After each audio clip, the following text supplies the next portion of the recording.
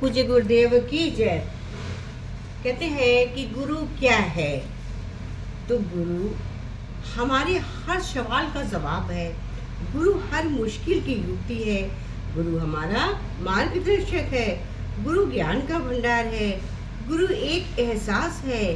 गुरु प्यार है। गुरु ज्ञान की वाणी है। गुरु ज्ञान की परिभाषा है। गुरु हमारा मित्र है। गुरु हमारे जीवन की आधारशिला है। गुरु हमारे जीवन का चमत्कार है। गुरु भगवान का रूप है। गुरु आध्यात्म की परिभाषा है। गुरु जीवन की आधारशिला है। तभी तो गुरु जी कहते हैं कि तुम्हारी आत्मा और मेरी आत्मा में कोई भेद नहीं है। एक पुरुष अपने आप को बंधन से मुक्त जानता है और एक बंधन में जानता है। तो दोनों में भ्रम है। भ्रम पे केवल इतना है, जैसे एक ऊंट वाला का बड़ा सुंदर दृष्टांत है। उन्हें कई बार बोला हुआ भी है कि 100 ऊँटों का मालिक ऊँट को लेकर गया सराय में। वहाँ एक मालिक से बोला, आप पहले मेरे ऊँटों की रहने की व्यवस्था करें, उसके बाद मैं यहाँ पर रुकूंगा। तो उसने जब देखा कि उसकी सराय का मालिक बहुत चालाक था, उसने ऊँट वाले से बोला, एक बड़ा होशियार था, उसने कहा बिल्कुल। और उसने क्या किया, 1 मीटर रस्सी, 1 कील, 1 हथौड़ा दिया और बोला, ऊँट के सामने रस्सी घुमाना, खटखट करना और पीटना, भोंकना, फिर वो ऊँट पैर से बांध देना। ऐसे ही पीछे वाले ऊँट के पास जाकर खटखट करना, उसके पैर में रस्सी बांधकर खींचकर फिर खट आ जाना। उसने सबसे आगे और पीछे वाले ऊँट के पैर में रस्सी बांधी, बोला, ये ऊँट हिलेंगे नहीं। और सब 99 ऊँट, 98 ऊँट बीच के ऐसे ही उधर हाथ हिलाना, सबके 98 ऊँटों के पास जाकर हाथ हिलाना, केवल खटखट करना, ये कोई हिलेंगे नहीं। सारी रात ऊँट खड़े रहे। सुबह के समय जब खोला तो 1 और 100 नंबर तो चलने लगे, लेकिन 98 ऊँट वहीं पर खड़े थे। अब ऊँट का मालिक सोच रहा है कि इसने कुछ कर तो नहीं दिया। वो ये भूल गया कि 98 ऊँट केवल मुंह में हाथ हिलाकर मैंने बांधा था। बस यही भ्रम जाल है। सतगुरु यही भ्रम जाल हमारा खोलता है। जब ऊँट के मालिक ने 98 जैसे ऊँटों को बंधे दूसरी ओर, उसने सराय के मालिक ने कहा, जैसे बांधा था वैसे खोलो। जाकर उसने उन 98 ऊँटों को उसी तरह खट कर करके हाथ घुमाया दूसरी ओर। जैसे ही हाथ घुमाया, सारे 98 ऊँट आगे बढ़ने लगे।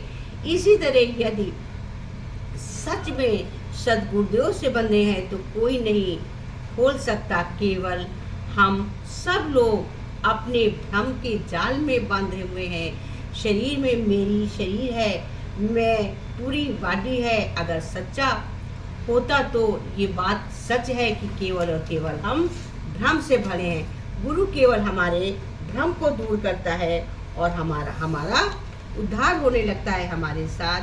ऐसे ही जैसे ऊँट के संसार बंधा था भ्रम से, उसी तरह हम भ्रम से बंधे रहते हैं, जुड़े रहते हैं।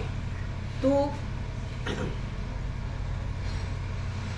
अगर इसके विपरीत खींचा जाए तो वेदांती राम नाम अपने जाप का अधिकतर वेदांत ही देते हैं कि पास ज्ञान है। भगवान कहते हैं कि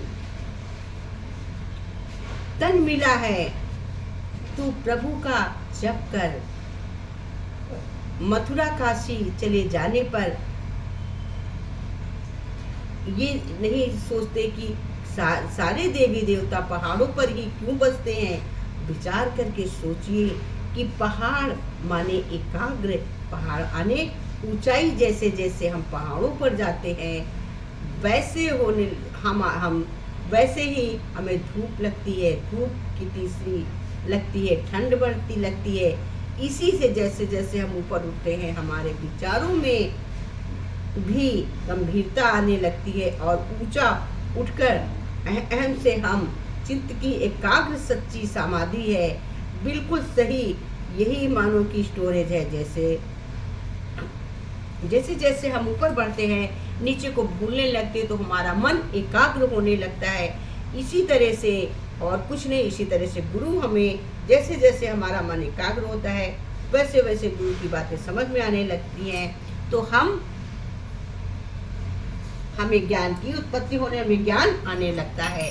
जैसे तभी तो गुरु कहते हैं कि दानी बनो वरदानी बनो। हम एक शब्द सुनते हैं दान, पुण्य। एक है दान करना, दूसरा है पुण्य करना, दोनों में अंतर है। दान से भी पुण्य का ज्यादा महत्व है।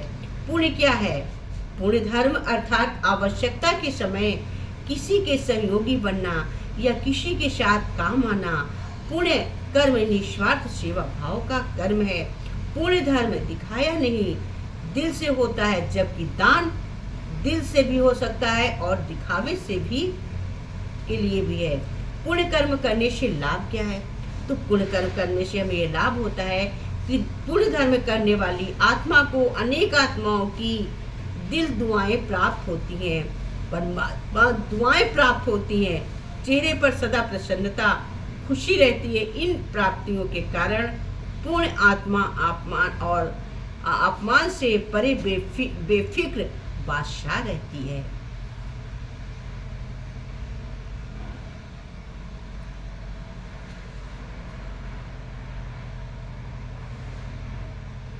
इसलिए कहा गया है, गुरु कहते हैं कि मानसिक जप बहुत बड़ा जप तक।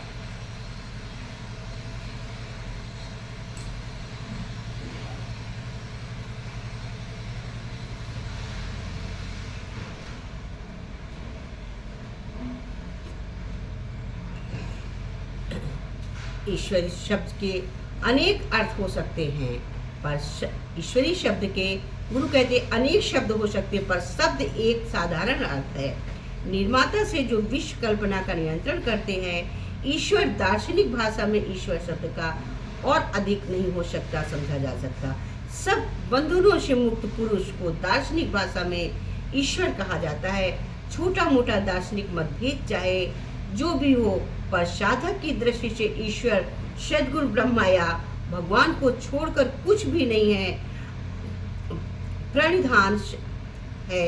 अच्छी तरह समझना हमें यही आता है कि आश्रय के रूप में अपनाना।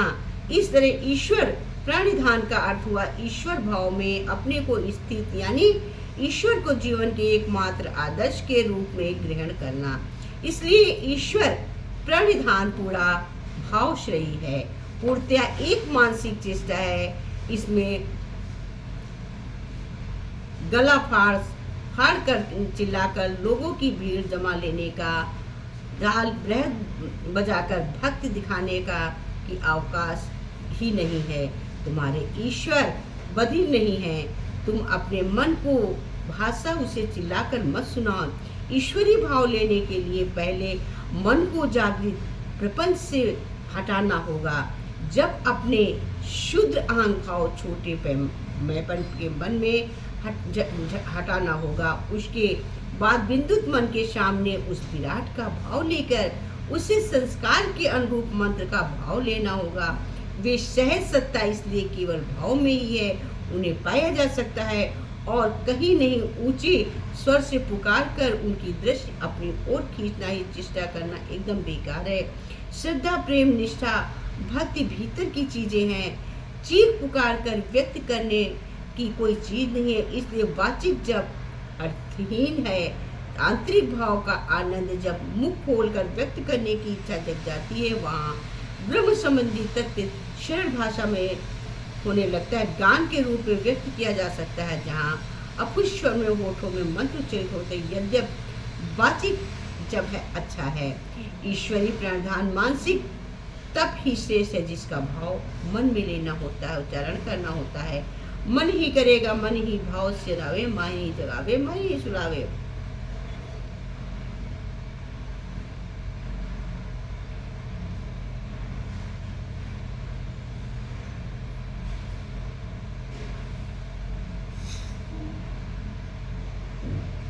कहते हैं कि जैसी गुरु कहते हैं कि जैसी दृष्टि रखोगे वैसी सृष्टि होगी।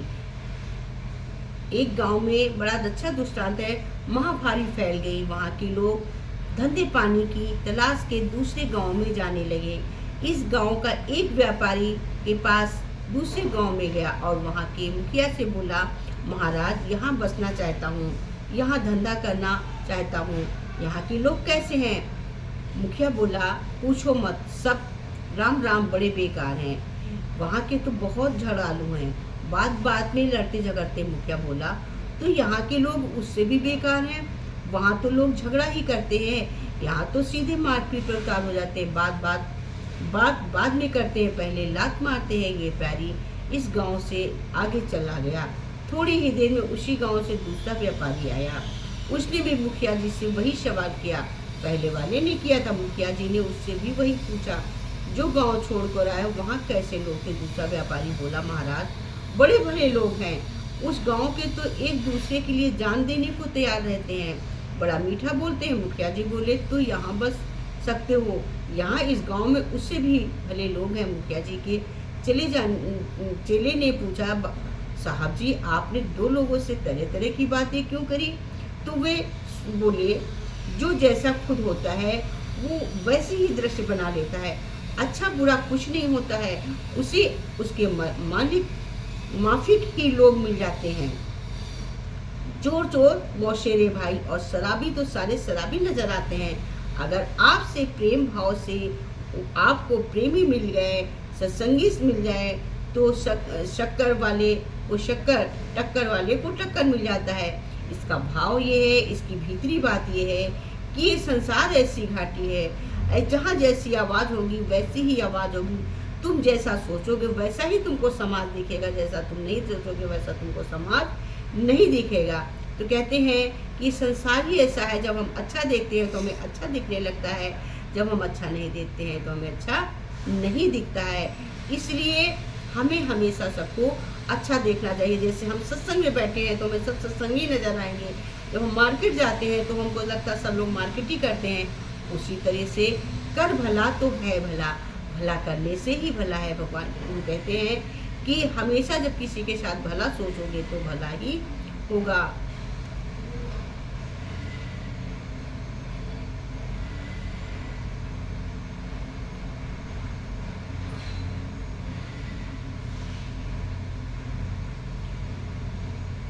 कहते हैं एक राजा था, उसका नाम था रामधन। अपने नाम की ही तरह प्रजा सेवक भी कर्म करता था। उसकी प्रजा भी राजा से राम की तरह ही पूजती थी। राजा रामधन सभी की निष्काम भाव से सहायता करते थे, फिर चाहे उसके राज्य की प्रजा हो या अन्य किसी राज्य की, उसकी ख्याति सर्वत्र थी। उसके दानी स्वभाव व्यवहार गुण के कारण शत्रु राजा एक थे। उन राजाओं में राजा या भीम सिंह, जिसे राजा रामधन की ख्याति ईर्ष्या से उसी से कारण राजा रामधन को हराने की एक रणनीति बनाई और कुछ समय बाद रामधन के राज्य पर हमला कर दिया। भीम सिंह ने छल से युद्ध जीत लिया और रामधन को जंगल में जाना पड़ा। इतना होने पर भी रामधन की लोकप्रियता में कोई कमी नहीं आई। हर जगह उन्हीं की बातें लगती, जिससे भीम सिंह को चैन न था। उसने राजा रामधन को मृत्यु दंड देने का फैसला किया। उसने ऐलान किया कि जो राजा रामधन को पकड़कर उसके सामने लाएगा वो उसे 100 स्वर्ण की दीनार देगा। दूसरी तरफ राजा रामधन जंगली में भटक रहे थे, तब उन्हें एक जागीर मिला और उसने कहा, भाई तुम इसी जगह रहते हो, क्या तुम्हें राजा रामधन के राज्य की तरफ का रास्ता मालूम बता सकते हो? राजा रामधन ने पूछा, तुम्हें क्या काम है राजा से? तब रागीर ने कहा, मेरे बेटे की तबीयत ठीक नहीं है, उसके इलाज में खास धन चला गया है। सुना है कि राजा रामधन सभी की मदद करते हैं, सोचा उन्हीं के पास जाकर याचना करूं। ये सुनकर राजा रामधन रागीर को अपने साथ लेकर भीम सिंह के पास पहुंचे। उन्हें देख दरबार से सभी उर्चित। वे राजा रामधन से कहा कि हे राजन, आपने मुझे खोजने वाले को 100 दीनार देने का वादा किया था। मेरे इस मित्र ने मुझे आपकी क्षमा पेश किया था, इसे वो 100 दीनार दे। ये सुनकर राजा भीम सिंह को एहसास हुआ कि राजा रामधन सच में कितने महान है, दानी है, और उन्हें गलती को स्वीकार किया। साथ ही राजा रामधन को उनका राज्य लौटा दिया और सदा उनके दिखाए रास्ते पर चलने का फैसला किया। अब आप सोचिए, जान ही लिया होगा कि इससे हमें क्या सीख मिली। इससे हमें सीखे कि मिली मनुष्य को अपने कर्मों का ख्याल करना चाहिए। अगर आप अच्छा करेंगे तो अच्छा ही मिलेगा। माना कि कष्ट होता है लेकिन अंत समय अच्छा होता है।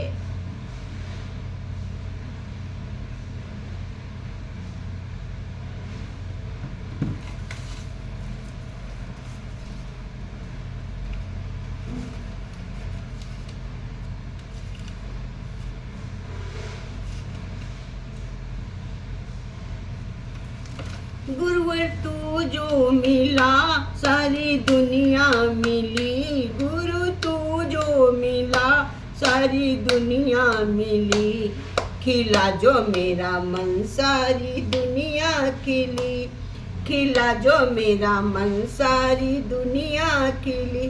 तू सूरज में है प्रभु सूरजमुखी, गुरु सूरज में है तू सूरजमुखी, न देखूं तुझे तो खिले ना मेरा मन, ना देखूं तुझे तो खिले ना जिया।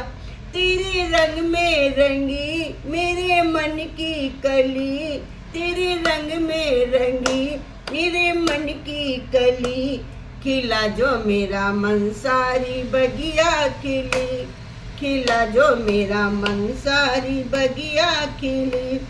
अनोखा है बंधन ये कंगना सजन, अनोखा है बंधन ये कंगना गुरु का, बिना डोर के बंध गया ही मेरा मन, बिना डोर के बंध गया ही मेरा मन। तू जिधर ले चला मैं उधर ही चली, तू जिधर ले चला मैं उधर ही चली, खिला दे मेरा मन सारी बगिया खिली, खिला जो मेरा मन सारी दुनिया खिली। कभी जो ना बिछड़े वो साथी हूँ मैं, कभी जो ना बिछड़े वो साथी हूँ मैं।